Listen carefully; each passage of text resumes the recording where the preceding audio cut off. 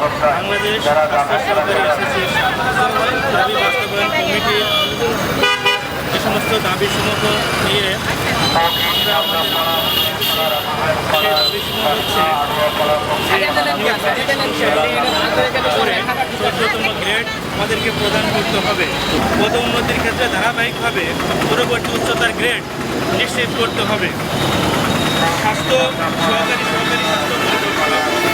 পরিদর্শক পূর্বের নিয়োগ বিধি দ্বারা নিয়োগপ্রাপ্ত হলেও সকলকে প্রশিক্ষণবিহীন স্নাতক পাঠ স্কেলে আত্মীকরণ করতে হবে। পুনর্নির্ধারণের পূর্বে সহকারী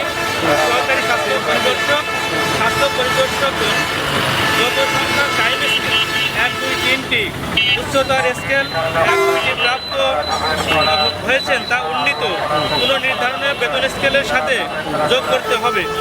আমি মোহাম্মদ সালাউদ্দিন হোসেন, স্বাস্থ্য সহকারী, বাংলাদেশ হেলথ অ্যাসিস্ট্যান্ট অ্যাসোসিয়েশন কেন্দ্রীয় দাবি বাস্তবায়ন কমিটির কর্মসূচির অংশ হিসেবে আজকে মাগুরা সদর উপজেলা পরিবার পরিকল্পনা কর্মকর্তার কার্যালয়ে আমরা ৮টা থেকে ১০টা পর্যন্ত ২ ঘন্টা ব্যাপী অবস্থান কর্মসূচি পালন করছি।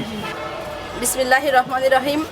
বাংলাদেশ হেলথ অ্যাসিস্ট্যান্ট অ্যাসোসিয়েশন কর্তৃক সে অবস্থান কর্মসূচিতে আমরা কর্মসূচি পালন করছি। আমাদের দাবি যতক্ষণ পর্যন্ত আদায় না হবে ততক্ষণ পর্যন্ত আমরা আমাদের আন্দোলন চালিয়ে যাব, চলমান রাখবো।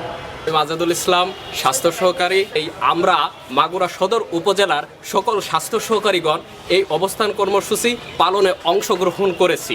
আমাদের যে ন্যায্য দাবি দেওয়া, এই ন্যায্য দাবি দেওয়া যতদিন এই সরকার বা আমাদের উপর থেকে কোনো নির্দেশনা আসছে না ততদিন পর্যন্ত আমরা আমাদের এই আন্দোলন চালিয়ে যাব। নমস্কার, আমি শান্তনা রায়, মাগুরা সদর উপজেলার মুখী ৩ নম্বর ওয়ার্ডের স্বাস্থ্য সহকারী।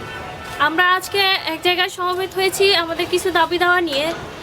আমাদের দাবি পূরণ না হওয়া পর্যন্ত আমরা ঘরে ফিরব না।